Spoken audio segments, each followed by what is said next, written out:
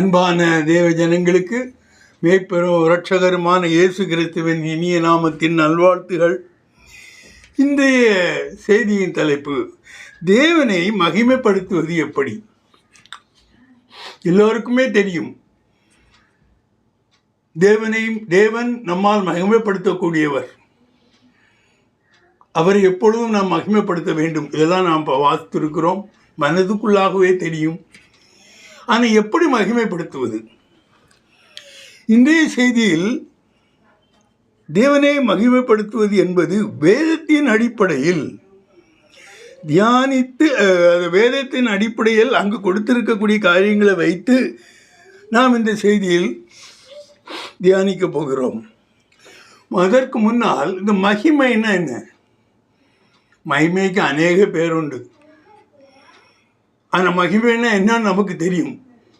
அது என்ன அதுக்கு வேதம் சொல்லுகிறது என்றால், மகிமை என்பது ஒரு செயல் வெற்றிக்காக, செயல் வெற்றினா வெற்றிகரமாக செய்து முடித்த அந்த செயலுக்காக, ஒரு செயல் வெற்றிக்காக, மிகப்பெரிய சாதனைக்காக ஒருவர் பெரும் புகழ் அல்லது நற்பெயர் அல்லது கீர்த்தி அல்லது நன்மதிப்பு, பெருமை, மேன்மை, இவைகள்தான்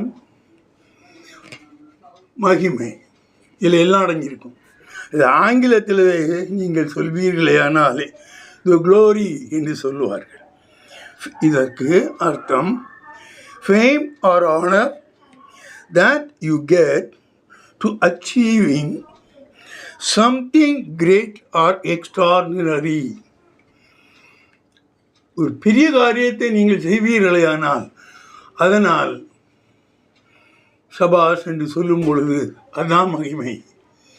அந்த மகிமையை நீங்கள் செய்வீர்களால் நீங்கள் அடைவீர்கள். எவ்வளவோ பெரிய காரியத்தை செய்திருக்கிறவருக்கு அந்த மகிமை வேண்டும் அல்லவா?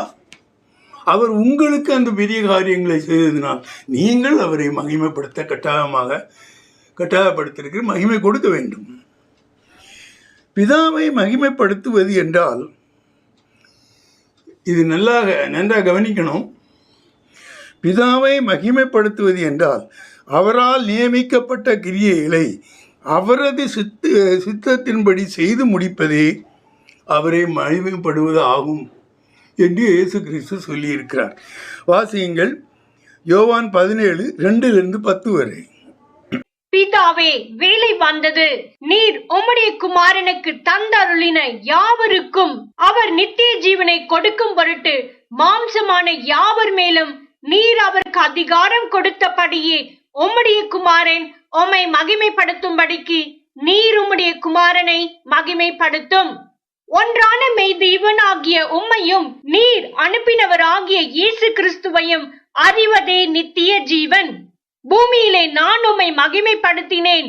நான் செய்யும்படி நீர் எனக்கு நியமித்த கிரியையை செய்து முடித்தேன்.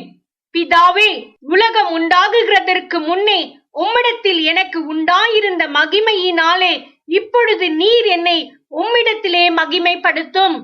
நீர் உலகத்தில் தெரிந்தெடுத்து எனக்கு தந்த மனுஷருக்கு உம்முடைய நாமத்தை வெளிப்படுத்தினேன். அவர்கள் உம்முடையவர்களாயிருந்தார்கள். அவர்களை எனக்கு தந்தீர். அவர்கள் உம்முடைய வசனத்தை கை கொண்டிருக்கிறார்கள். நீர் எனக்கு தந்தவைகளை எல்லாம் உம்மாலே உண்டாயினவென்று இப்பொழுது அறிந்திருக்கிறார்கள். நீர் எனக்கு கொடுத்த வார்த்தைகளை நான் அவர்களுக்கு கொடுத்தேன். அவர்கள் அவைகளை ஏற்றுக்கொண்டு நான் உம்மிடத்திலிருந்து புறப்பட்டு வந்தேன் என்று நிச்சயமாய் அறிந்து நீர் என்னை அனுப்பினீர் என்று விசுவாசித்திருக்கிறார்கள். நான் அவர்களுக்காக வேண்டிக் கொள்ளுகிறேன். உலகத்துக்காக வேண்டிக் கொள்ளாமல் நீர் எனக்கு தந்தவர்களுக்காக வேண்டிக் கொள்ளுகிறேன். அவர்கள் உம்முடையவர்களாய் இருக்கிறார்களே. என்னுடையவைகள் யாவும் உம்முடையவைகள், உம்முடையவைகள் என்னுடையவைகள். அவர்களில் நான் மகிமைப்பட்டிருக்கிறேன். இங்கு என்ன சொல்லியிருக்கிறது?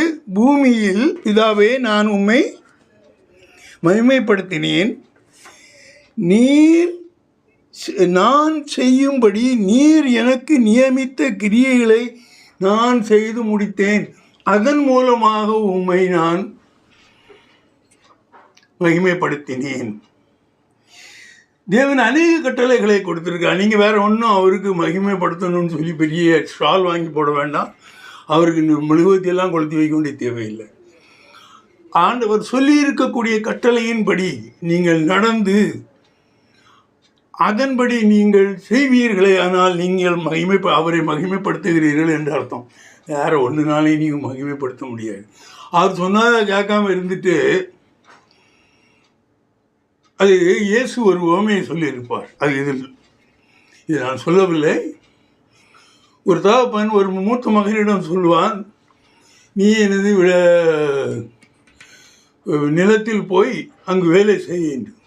நான் ஒன்றும் அங்கே போக மாட்டேன் அப்படின்னு சொல்லிட்டு போனவன் பிறகு தகப்பனை பற்றி யோசித்து அதன் பிறகு சென்று அந்த அவன் சொன்னது மாதிரியான வேலையை செய்தான். இன்னொரு மகன் அதே கட்டளையை பிதாவா அவனுக்கு தகப்பன் கொடுத்த பொழுது தகப்பனே நான் கண்டிப்பாக போவேன் என்று சொல்லிவிட்டு அவன் வேலையை பார்த்து விட்டு போய்விடுவான். இதில் தகப்பனை மகிமைப்படுத்தினது யார்? என்று அவர் முன்னால் சொன்னான். அவன் இல்லை, மாட்டேன் என்று சொல்லி அவர் செய்தவன், அவருடைய கட்டளையை மதித்து அதை செய்தவன் தான் பிதாவை மகிமைப்படுத்தி இருக்கிறான். நீங்கள் என்ன செய்தாலும், ஆட்டம் ஆடினாலும், சிங்காரித்த என்னெல்லாமோ செய்கிறீர்கள், குறிப்பாக சபைகளிலே, அவைகளினால் உங்கள் தேவன் மகிமைப்படுவதில்லை. அவர் சொன்ன கட்டளைகளை எந்த சபை ஏற்று அதை ஒவ்வொரு சபை மெம்பர்களும் கடைப்பிடிக்கிறீர்களோ அப்பொழுது அந்த சபை அவரை மகிமைப்படுத்துகிறது என்று அர்த்தம். இதுதான் இந்த யோவான் 17:2-10 வாசிக்க சொன்னால் அதுக்கு சாராம்சம் என்ன என்று வாசிக்கிறேன். விசுவாசிகளுக்காக நித்திய ஜீவனை பெற்றுக்கொள்வதே நாம் அடையும் மகிமை. நம்மை மகிமை அடைகிறோம் என்றால் நமக்கு நித்திய ஜீவன் வரணும். நித்திய ஜீவனை நமக்கு நாம் பெற்றுவிட்டோமானால் நம் மகிமை அடைந்து விட்டோம் என்று. உங்களுக்கு யார் கொடுப்பது நித்திய ஜீவன்? உங்களுடைய ஜீவன் இயேசுவுக்குள் இருக்கிறது. அவர் வெளிப்படும் போது அது உங்களை வந்து சேரும். இயேசு உங்களுக்கு நித்திய ஜீவனை கொடுக்கிறார். அவர் உங்களை மகிமைப்படுத்துகிறார். அதற்கு நீங்கள் என்ன செய்ய வேண்டும்? அவருடைய கட்டளைகளின்படி நடந்து அவருக்கு விசுவாசமாக இருக்க வேண்டும். அப்படி செய்வதனால் அவர் உங்களால் மகிமைப்படுகிறார். அவர் உங்களுக்கு மகிமையானதை செய்கிறார். இது உங்களுக்கு புரிந்திருக்கும் என்று நினைக்கிறேன். இனி இந்த மகிமைக்காக நாம் செய்ய வேண்டிய செயல் வெற்றி என்னவென்றால், செயல் வெற்றி என்பது வெற்றிகரமாக ஒரு செயலை முடிப்பதை. இயேசு கிறிஸ்து தேவனுடைய குமாரன் என்றும் பிதாவினால் அனுப்பப்பட்டவர் என்றும் அவருடைய கட்டளையை கைக்கொண்டு அவரை விசுவாசித்து அவருடைய கட்டளையின்படி நடக்க வேண்டும். இப்படி நடக்கும்போது நீங்கள் அவரை மகிமைப்படுத்துகிறீர்கள். ஒன்று, இயேசு கிறிஸ்து தேவனுடைய குமாரன் என்றும் மனிதர்கள் பாவங்களை நிவர்த்தி செய்து நித்திய ஜீவனை அடையும்படிக்கு அவர் செய்கிறார் என்று விசுவாசித்து, அதாவது அவர் கிருபாதார பலியாக மரித்து சிலுவையிலே மரித்து உங்களுக்கு இந்த நித்திய ஜீவனை உங்களுக்கு கொடுத்தார். அவர் உங்களை மகிமைப்படுத்தினார். உங்களை மகிமைப்படுத்துவதற்காக அவர் செய்த காரியங்களின் நிமித்தம் சிலுவையிலே அவர் மகிமை அடைந்தார். அது நல்லா புரியணும். ஏனோ தானோன்னு இந்த கட்டளைகள் எல்லாம் செயல்களை எல்லாம் சொல்லிவிட்டு போய்விடக்கூடாது. சரியாக புரிந்திருந்தால்தான் ஒருவர் அந்த மகிமை சரியாக செலுத்த முடியும். அந்த விசுவாசத்தை நாம் காத்துக்கொள்ள முடியும். இனி இயேசு கிறிஸ்து அவருடைய விசுவாசிகளுக்கு பிதாவினால் நியமிக்கப்பட்ட கிரியை செய்தார். பிதா என்ன சொன்னார்? என்னுடைய குமாரனை எவன் விசுவாசிக்கிறானோ அவன் கெட்டு போகாமல் அவனுக்கு நித்திய ஜீவனை அளிக்க வேண்டும் என்பது அவருடைய சித்தம். பிதாவினுடைய சித்தத்தை குமாரன் நிறைவேற்றுகிறார். அதனால் ஒவ்வொரு விசுவாசியும் மகிமை அடைகிறான். இனி பிதாவின் கிரியையை கட்டளையை நிறைவேற்றியதற்காக குமாரன் மகிமை அடைகிறார். இனி பிதாவினுடைய கட்டளைகளை குமாரன் நிறைவேற்றியதால் பிதாவையும் குமாரனில் மகிமை அடைகிறார். அந்த தேவன் சொல்லியிருக்கக்கூடிய காரியங்கள் அடிபணிந்த அந்த கட்டளைகளை நாம் ஏற்று நடப்போமானால் கிருபை மகிமை தானாக உங்கள் வந்து அடையும். இயேசு கிறிஸ்து அவர் பரமேறி செல்லும் முன் பிதாவை நோக்கி ஏறெடுத்த ஜெபத்தில் அவர் வேண்டிக் கொண்டது என்ன? யோவான் 17:24-26 வரை வாசியுங்கள். பிதாவே, உலக தோற்றத்திற்கு முன் நீர் என்னில் அன்பாயிருந்தபடியினால் நீர் எனக்கு தந்த என்னுடைய மகிமையை நீர் எனக்கு தந்தவர்கள் காணும்படியாக நான் எங்கே இருக்கிறேனோ அங்கே அவர்களும் என்னுடனே கூட இருக்க விரும்புகிறேன். நீதியுள்ள பிதாவே, உலகம் உம்மை அறியவில்லை, நான் உம்மை அறிந்திருக்கிறேன். நீர் என்னை அனுப்பினதை இவர்களும் அறிந்திருக்கிறார்கள். நீர் என்னிடத்தில் வைத்த அன்பு அவர்களிடத்தில் இருக்கும்படிக்கும் நானும் அவர்களில் இருக்கும்படிக்கும் உம்முடைய நாமத்தை அவர்களுக்கு தெரியப்படுத்தினேன், இன்னமும் தெரியப்படுத்துவேன் என்றார். அவர் என்ன சொல்லுகிறார்? பிதாவே, நீர் செய்த காரியங்களை எல்லாம் நான் செய்து விட்டேன். நான் உம்மை உமது சொல்லி கீழ்ப்படிந்து செய்தனால் நீர் மகிமை அடைந்து விட்டீர். மீதும் என்னோடு இருக்கும் ஜனங்கள் இதையெல்லாம் தெரிந்து கொண்டு என்னை மகிமைப்படுத்துவதற்காக நீ என்னை அவர்களை எனக்கோடு கூட தேர்வோம். அதாவது என்னை யார் யார் விசுவாசிக்கிறார்களோ அவர்கள் உயிரோடு எழுப்பப்பட்டு நான் இருக்கும் இடத்தில் என்னோடு இருக்கும்படியாக சேரும்னு சொல்கிறார். இயேசு கிறிஸ்து பரமேறி போன பிறகு அவருடைய ஊழியங்கள் செய்யப்பட வேண்டும் என்பதை குறிப்பாக இயேசு கிறிஸ்து இவைகளை நற்செய்திகளாக அறிவித்தார். அவைகளை நற்செய்திகளாக அறிவித்தாரோ அவைகளையே நாம் உபதேசம் செய்ய வேண்டும். அதன் மூலம், அந்த ஊழியத்தின் மூலம் இயேசு கிறிஸ்து மகிமைப்படுகிறார். நீங்கள் நல்ல ஊழியக்காரன் என்று அவரால் பாராட்டப்படும் பொழுது நீங்களும் மகிமை அடைகிறீர்கள். நான் ஊழியம் செய்ய போகிறேன்னா அப்படி அந்த மாதிரியான ஊழியம் இல்லை. நீங்கள் எப்படிப்பட்ட ஊழியம் செய்ய வேண்டும் என்று அவரால் நியமிக்கப்பட்டிருக்கிறதோ அதை தான் நீங்கள் செய்ய வேண்டுமே தவிர வேறு எந்த மீதுள்ள காரியங்கள் மற்றவர்களுக்கு நன்மை பயக்கக்கூடிய காரியங்களை நீங்கள் செய்யுங்கள். ஆனால் எதை செய்ய வேண்டுமோ அதிலிருந்து தவறிவிடக்கூடாது. மத்தேயு 28:16-20 வரை வாசிப்பீர்களேயானால், 11 சீஷர்களும் கலிலேயாவிலே இயேசு தங்களுக்கு குறித்திருந்த மலைக்கு போனார்கள். அங்கே அவர்கள் அவரை கண்டு பணிந்து கொண்டார்கள். சிலரோ சந்தேகப்பட்டார்கள். அப்பொழுது இயேசு சமீபத்தில் வந்து அவர்களை நோக்கி, வானத்திலும் பூமியிலும் சகல அதிகாரமும் எனக்கு கொடுக்கப்பட்டிருக்கிறது.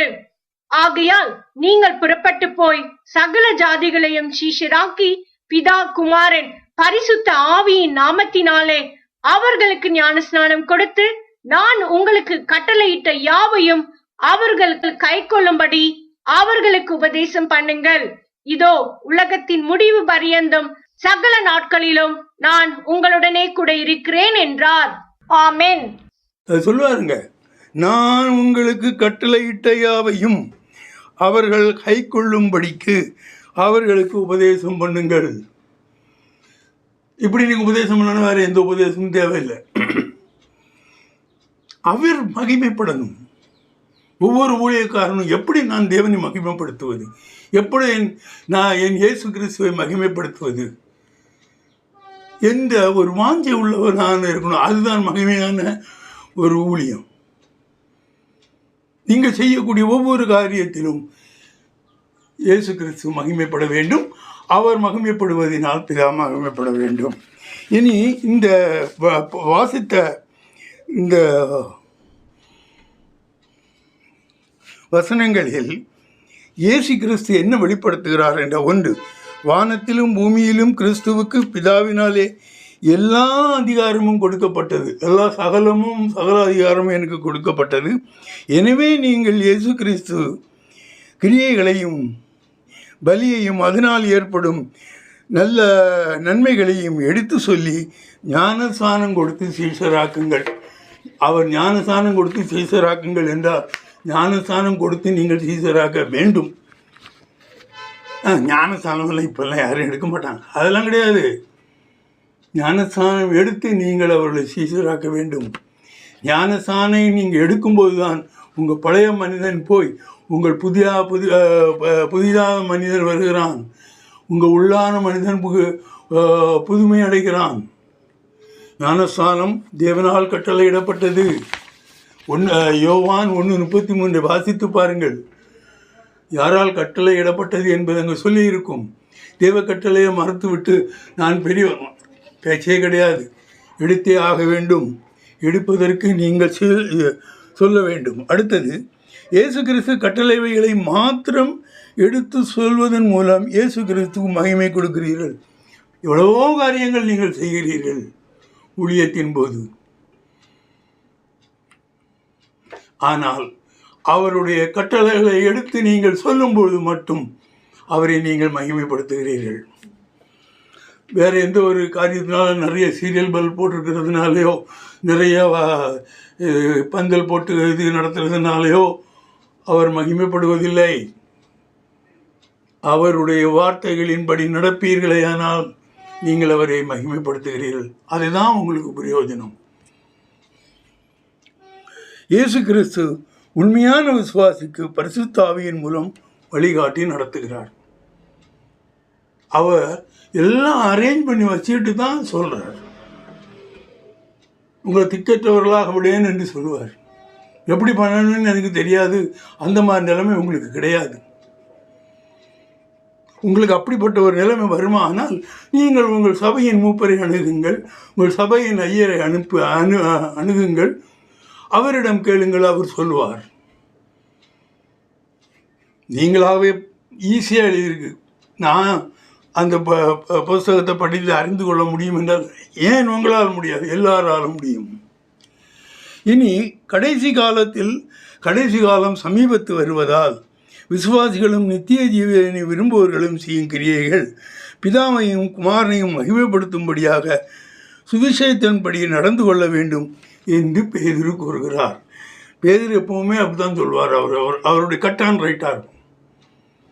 நீ என்னன்னா பண்ணிக்கோ, ஆனால் பிதாவும் குமாரனும் சொல்லியதை மட்டும் விட்டுறாத, அதை செய். அப்படியானால் தான் உனக்கு நித்திய ஜீவன் உண்டு. எல்லாருமே சொல்கிறேன், இயேசு கிறிஸ்துக்குள் தான் அந்த நித்திய ஜீவன் இருக்குது. அவர் சொன்னது செய்ய மாட்டேன்னா எங்கேருந்து கொடுப்பார்? 1 பேதுரு 4:7-17 வரை வாசிப்பீர்களேயானால், எல்லாவற்றுக்கும் முடிவு சமீபமாயிற்று. ஆகையால் தெளிந்த புத்தியுள்ளவர்களாயிருந்து ஜெபம் பண்ணுவதற்கு ஜாக்கிரதையுள்ளவர்களாயிருங்கள். எல்லாவற்றிற்கும் மேலாக ஒருவரில் ஒருவர் ஊக்கமான அன்புள்ளவர்களாயிருங்கள். அன்பு திரளான பாவங்களை மூடும். முறுமுறுப்பில்லாமல் ஒருவரை ஒருவர் உபசரியுங்கள். அவனவன் பெற்ற வரத்தின் படியே நீங்கள் தேவனுடைய பற்பல கிருபையுள்ள ஈவுகளை பகிர்ந்து கொடுக்கும் நல்ல உக்கிரானக்காரர் போல ஒருவருக்கொருவர் உதவி செய்யுங்கள். ஒருவன் போதித்தால் தேவனுடைய வாக்கியங்களின் படி போதிக்க கடவன். ஒருவன் உதவி செய்தால் தேவன் தந்தருளும் பெலத்தின் படி செய்ய கடவன். எல்லாவற்றிலேயும் இயேசு கிறிஸ்து மூலமாய் தேவன் மகிமைப்படும்படியே செய்வீர்களாக. அவருக்கே மகிமையும் வல்லமையும் சதா காலங்களிலும் உண்டாயிருப்பதாக. ஆமேன். பிரியமானவர்களே, உங்களை சோதிக்கும்படி உங்கள் நடுவில் பற்றி எரிகிற அக்கினியை குறித்து ஏதோ புதுமை என்று திகையாமல், கிறிஸ்துவின் மகிமை வெளிப்படும் போது நீங்கள் களி கூர்ந்து மகிழும்படியாக அவருடைய பாடுகளுக்கு நீங்கள் பங்காளிகளானதால் சந்தோஷப்படுங்கள். நீங்கள் கிறிஸ்துவின் நாமத்தின் நிமித்தம் நிந்திக்கப்பட்டால் பாக்கியவான்கள். ஏனென்றால் தேவனுடைய ஆவியாகிய மகிமையுள்ள ஆவியானவர் உங்கள் மேல் தங்கியிருக்கிறார். அவர்களாலே தூஷிக்கப்படுகிறார், உங்களாலே மகிமைப்படுகிறார். ஆதலால் உங்களில் ஒருவனும் கொலைபாதகனாயாவது, திருடனாயாவது, பொல்லாங்கு செய்தவனாயாவது, அந்நிய காரியங்களில் தலையிட்டு கொண்டவனாயாவது பாடுபடுகிறவனாய் இருக்கக்கூடாது. ஒருவன் கிறிஸ்தவனாய் இருப்பதினால் பாடுபட்டால் வெட்கப்படாமல் இருந்து அது நிமித்தம் தேவனை மகிமைப்படுத்த கடவன். நியாய தீர்ப்பு தேவனுடைய வீட்டிலே துவக்கும் காலமாய் இருக்கிறது. முந்தி நம்மிடத்திலே அது துவக்கினால் தேவனுடைய சுவிசேஷத்திற்கு கீழ்ப்படியாதவர்களின் முடிவு என்னமாயிருக்கும்? அவர் இயேசு கிறிஸ்துவனுடைய பாடுகளுக்கு நீங்கள் பங்காளிகளாக இருக்க வேண்டும். எல்லாம் அவருடைய காரியங்களை பற்றி தெளிவாக சொல்லியிருக்கார். இதற்கெல்லாம் விளக்கம் என்று ஒன்று தேவையில்லை. ஜபத்தில் தரித்திருக்கணும். அவர் எப்படி ஜபம் பண்ண சொல்லியிருக்காரோ அப்படி ஜபம் பண்ணுங்கள். யாரை மகிமைப்படுத்த சொல்கிறாரோ அவர்களை மகிமைப்படுத்துங்கள். அதன் மூலம் அவர் மகிமைப்படட்டும். இனி இயேசு கிறிஸ்துவுக்காக பாடுபடுவது கஷ்டப்படுவது ஒருத்தன் கஷ்டப்படக்கூடாது. அவர் பாடுகளில் நீங்கள் பங்காளிகளாக வேண்டும். உங்களை மகிமைப்படுத்துவதற்காக அவர் பாடுபட்டார்.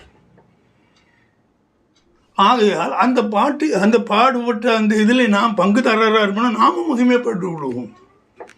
ஞாபகத்தில் வைத்துக் கொள்ளுங்கள்.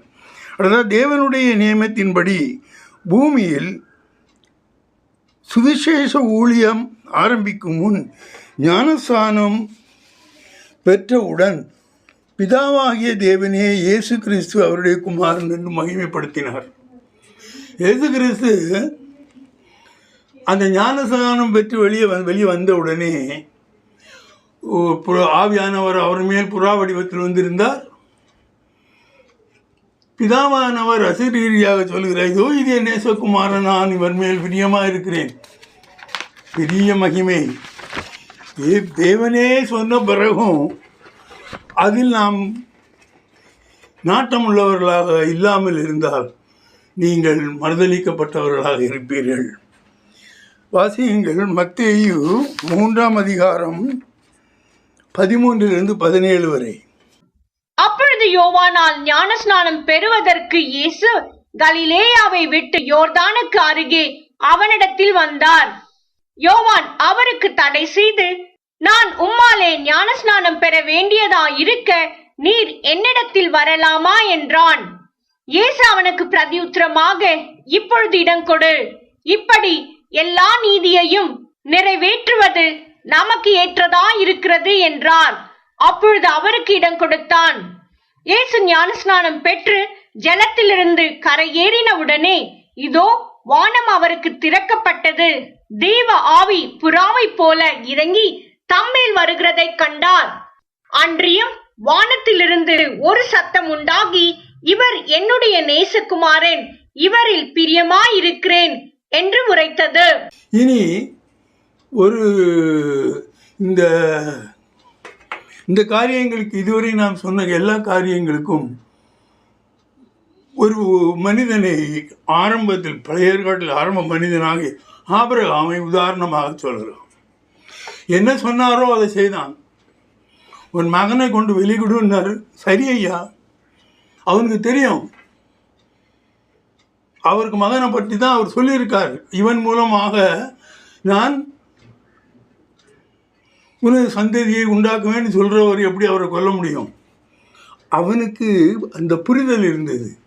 அவர் சொன்னவைகளை அவன் அறிந்து கொண்டான், அவன் புரிந்து கொண்டான். ஆகவே அவன் இயேசு கிறிஸ்து மகிமைப்படும்படியான காரியங்களை செய்தான். அது எப்படியெல்லாம் நடந்ததுங்கிற கொஞ்சம் சுருக்கமாக பார்ப்போம். தேவன் ஆபிரகாமுக்கு கொடுத்த கட்டளை எல்லாருக்குமே தெரியும். ஆதியாகமம் 22:1-2 வாசிப்பீர்களே. ஆனால் இந்த காரியங்கள் நடந்த பின்பு தேவன் ஆபிரகாமை சோதித்தார். எப்படியெனில் அவர் அவனை நோக்கி, ஆபிரகாமே என்றார். அவன், இதோ அடியேன் என்றான்.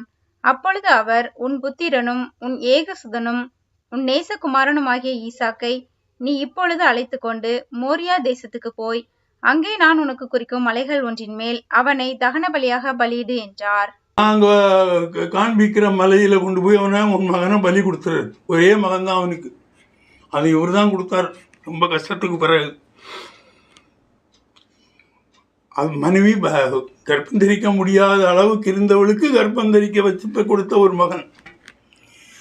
அவனை போய் பலி கொடுன்னு சொல்கிறார். ஆபிரகாம் அதற்கு கீழ்ப்படிந்தான். அவர் சொல்லுக்கு கீழ்ப்படிந்தான். அவருடைய கட்டளைக்கு கீழ்ப்படிந்தான். இவ்வளவு கஷ்டமான ஒரு கட்டளை விட மோசமான கட்டளை உங்களுக்கு யாரும் கொடுக்க மாட்டாங்க. அதை அந்த ஆபிரகாம் கீழ்ப்படிந்தான். அவனும் ஒரு மனுஷன் தானே. ஆகையால் எந்த ஒரு கட்டளை கொடுக்கப்படுமா இருந்தாலும் நீங்களும் கீழ்ப்படியலாம். அதுதான் அதுக்கு அர்த்தம், ஆபிரகாம் கீழ்ப்படிந்தான் என்று சொல்வது. ஆபிரகாம் தேவனுடைய கட்டளையின்படி நடந்தான். ஆபிரகாம் 22:5-6, ஆதியாகமம் 22:5-6. அப்பொழுது ஆபிரகாம் தன் வேலைக்காரரை நோக்கி, நீங்கள் கழுதையை நிறுத்தி இங்கே காத்திருங்கள், நானும் பிள்ளையாண்டானும் அவ்விடம் மட்டும் போய் தொழுது கொண்டு உங்களிடத்துக்கு திரும்பி வருவோம் என்றான். ஆபிரகாம் தகன பலிக்கு கட்டைகளை எடுத்து தன் குமாரனாகிய ஈசாக்கின் மேல் வைத்து தன் கையிலே நெருப்பையும் கத்தியையும் எடுத்துக்கொண்டான். இருவரும் கூடி போனார்கள். எல்லாம் போட்டு பலிபீடம் எல்லாம் ரெடி பண்ணிட்டான். அவன் கையும் காலையும் கட்டினான். ஏன்னா பயத்துல இருந்து ஓடிடக்கூடாத. அவன் தகப்பன் சொல்லுக்கு அடங்கிய பிள்ளை என்றாலும் தான் சாக போகிறோம் என்ற நினைவு வரும்பொழுது மனது மாறிவிடலாம் என்பதற்காக கையும் காலையும் கட்டி வச்சு கத்தி எடுத்து குத்த போகிறான். வெட்ட போகிறான். அவனை பலி கொடுக்கணுமே. தகன பலியாக கொடுத்து அவனை தகன பலியாக கொடுக்க வேண்டும். அப்போ ஆண்டவர் என்ன செய்தார்? இவன் இவ்வளோ கஷ்டமான காரியத்தை சொல்லியும் ஒரே பிள்ளை இருக்கு, ஒரே பிள்ளையை பலி கொடுன்னு சொன்ன பிறகும் இவன் வந்து பலி கொடுக்க நிற்கிறானே. இவன் உண்மையான நமது கீழ்ப்படிந்த சீடன் அல்லவா, நம்ம விசுவாசி அல்லவா என்று தேவன் அறிந்தபின் அவர் என்ன செய்தார் என்பதை ஆதியாகமம் 22:9-13 வரை வாசியுங்கள். தேவன் அவனுக்கு சொல்லியிருந்த இடத்துக்கு வந்தார்கள். அங்கே ஆபிரகாம் ஒரு பலிபீடத்தை உண்டாக்கி கட்டைகளை அடுக்கி தன் குமாரனாகிய ஈசாக்கை கட்டி அந்த பலிபீடத்தில் அடுக்கிய கட்டைகளின் மேல் அவனை கிடத்தினான். பின்பு ஆபிரகாம் தன் குமாரனை வெட்டும்படிக்கு தன் கையை நீட்டி கத்தியை எடுத்தான். அப்பொழுது கர்த்தருடைய தூதனானவர் வானத்திலிருந்து ஆபிரகாமே ஆபிரகாமே என்று கூப்பிட்டார். அவன் இதோ அடியேன் என்றான். அப்பொழுது அவர், பிள்ளையாண்டான் மேல் உன் கையை போடாதே, அவனுக்கு ஒன்றும் செய்யாதே. நீ அவனை உன் புத்திரன் என்றும் உன் ஏகசுதன் என்றும் பாராமல் எனக்காக ஒப்புக்கொடுத்தபடியினால் நீ தேவனுக்கு பயப்படுகிறவன் என்று இப்பொழுது அறிந்திருக்கிறேன் என்றார். ஆபிரகாம் தன் கண்களை ஏறெடுத்து பார்க்கும்போது இதோ பின்னாக புதரிலே தன் கொம்புகள் சிக்கி கொண்டிருந்த ஒரு ஆட்டுக்கடாவை கண்டான். அப்பொழுது ஆபிரகாம் போய் கடாவை பிடித்து அதை தன் குமாரனுக்கு பதிலாக தகன பலியிட்டான். நீ அவனே உன் ஏக புத்திரன், இனி உனக்கு குழந்தை பிறக்காது என்று புத்திரன் என்று அறிந்தும் நான் சொன்னதற்காக நீ அவனை கொடுத்ததினால். பாருங்க, அவர் எவ்வளவு மனசுக்குள்ள சந்தோஷப்பட்டு சொல்லி, நான் சொன்னேன், நான் பலி கொடுக்க சொன்னேன்ங்கிறதுக்காக நீ பலி கொடுக்குற. நீ என்னை மகிமைப்படுத்தினாய், நீ என்னை மகிமைப்படுத்தினது மூலம் பிதாவை மகிமைப்படுத்தினாய். ஆகையால் நீ தேவனுக்கு கட்டைகளுக்கு அடிபணிந்து நடப்பவன் என்று உன்னை இப்பொழுது நான் அறிந்து கொண்டேன். அப்போ அதுவும் சீரியஸாக படித்து பாருங்க தெரியும். ஆனால் அவன் என்றைக்குமே கர்த்தருடைய கட்டளை நிராகரித்ததே கிடையாது. நீங்களும் கூடிய வரைக்கும் வேதத்தை வாசித்து அதில் என்னென்ன கட்டளைகள் கொடுத்திருக்கிறதோ அவைகளை தள்ளி போடாமல் செய்யுங்கள். அந்த கட்டளைகளை செய்வதற்கு உங்களுக்கு கஷ்டமாக இருந்தால் சபையிலே கேளுங்கள், அவர்கள் சொல்லுவார்கள் எப்படி செய்ய வேண்டும் என்று. அதுதான் ஒரு சபையின் வேலை, அதை அவர்கள் செய்வார்கள். நீங்கள் கேட்டு பாருங்கள், நான் இப்படி நினைக்கிறேன், இப்படி நடக்கணும்னு நினைக்கிறேன். முடிவாக ஆபிரகாம் செய்ததெல்லாம் நீங்கள் அறிவீர்கள். அதே மாதிரி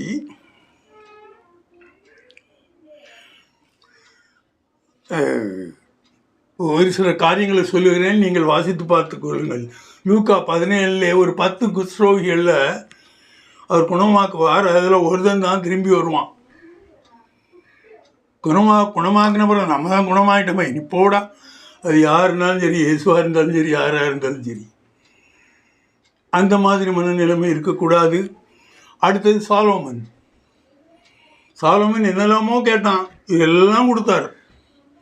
பிறகு ராஜாவாக போகக்கூடிய சமயத்தில் இப்போ ராஜாவாக இருக்குன்னா 3 கட்டளை. நீ நிறைய குதிரைகளை சேர்க்கக்கூடாது, ரதங்களை சேர்க்கக்கூடாது. ஏன்னா நான் இருக்க வரைக்கும் உனக்கு சண்டை எல்லாம் நான் பார்த்துக்குவேன். அதே மாதிரி நிறைய பொண்ணும் வெள்ளியும் நீ சேர்க்கக்கூடாது, தேவையில்லை உனக்கு. நான் அந்த மாதிரியான வாழ்க்கை, நிறைஞ்ச வாழ்க்கை உனக்கு கொடுக்க போகிறேன். நிறைய மனைவிகளை கொள்ளக்கூடாது. அவன் 1000 மனைவி வச்சுருந்தான். அப்படி வைக்கும்போது உனக்கு மனது எப்பொழுதும் அவர்கள் மீதும் அவர்கள் வணங்குகிற தேவர்கள் மேலும் போய்விடும். ஒரு ஸ்திரீயால் உன்னுடைய எல்லா நம்பிக்கையும் வீணடிக்கப்பட்டு போகும். ஆகையினால் அநேக ஸ்திரீகளை நீ கொள்ள வேண்டாம் என்று அவர் சொல்லியிருப்பார். அது உபாமா அதில் சொல்லியிருக்கும். இவன் அவ்வளவும் அதுக்கு எதிராக செய்தான். அவர் என்ன சொல்லியிருப்பார்? இஸ்ரவேலர்களை நீ திரும்ப எகிப்துக்கு அனுப்பாதே குதிரை வாங்குறதுக்குன்னு சொல்லியிருப்பார். இவன் எல்லாம் அந்த குதிரை வாங்கி அதற்கு வியாபாரம் செய்வதற்காக எல்லாரையும் எகிப்துக்கு அனுப்புவான். தேவனுடைய கோபம் உண்டது. அவருக்கு கோபம் தேவாக்கனைக்கு உள்ளவனாக இருந்தால் அவன் எப்படி பாவியானானா இல்லையாங்கிறது நமக்கு தெரியாது, சொல்லப்படவில்லை. இனி நீங்கள் மற்றவர்களிடம் அன்பாக இருக்க வேண்டும் என்று சொல்லுகிறார். நீ பார்த்து கொள்ளுங்கள். 1 கொரிந்தியர் 13:13 அது என்ன சொல்லுகிறது? நீங்கள் தேவனிடம் விசுவாசமாக இருக்க வேண்டும், நம்பிக்கையுள்ளவர்களாக இருக்க வேண்டும், அன்புடையவர்களாக இருக்க வேண்டும். எல்லாவற்றிலும் மேலானது அன்பே. நீங்கள் எப்படி உங்களுக்கு நெருங்கினவர்களை மீது அன்பாக இருக்கிறீர்களோ அதே மாதிரி இயேசு கிறிஸ்துவின் மீது அன்பு செலுத்துங்கள். அன்பாக அவர்களையும் உங்கள் வீட்டில் ஒரு மெம்பராக சேர்த்து கொள்ளுங்கள். அப்படி பண்ணுவீர்களே ஆனால் உங்களுக்கு மகிமை தானாக வரும். அன்பான பிதாவே, மேற்பரிரட்சகருமான இயேசு கிறிஸ்துவே, அன்றாடம் வழி நடத்தும் ஆவியானவரே, எப்படி உமக்கு மகிமை செலுத்துவது, எப்படி உமதை விசுவாசிக்கிறவர்கள் மகிமை அடைவது என்ற காரியங்களை உமது வேதத்திலிருந்து எடுத்து சொன்னேன். அவர்கள் கேட்டார்கள். அவர்கள் மனதை ஒருநிலைப்படுத்தி அவர்களை மகிமைக்கு நேராக நீர் எடுத்து சென்று அவர்களுக்கு நித்திய ஜீவனை கொடுக்கும்படியாக நான் உம்மை வேண்டிக் கொள்கிறேன். அன்பான பிதாவே, நீர் அப்படி செய்ய போவதற்காக கோடான கோடி ஸ்தோத்திரம்.